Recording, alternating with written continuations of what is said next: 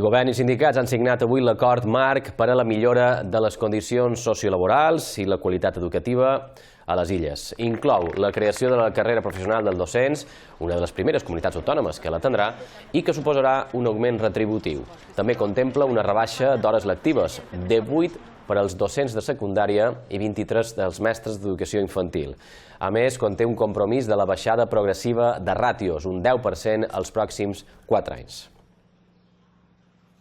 Sense inversió en educació, sense inversió en formació, sense inversió en cultura, seríem un poble que no té ni present ni futur. Jo crec que tots i totes en som conscients. Com a govern ho tenim claríssim, per això la major inversió històrica en educació s'ha fet durant aquest temps i, evidentment, hem de seguir amb aquesta línia de treball conjunta. També hi en som conscients per millorar les infraestructures educatives i per seguir fent possible aquesta millora de quantitat i de qualitat de places educatives a la nostra comunitat autònoma.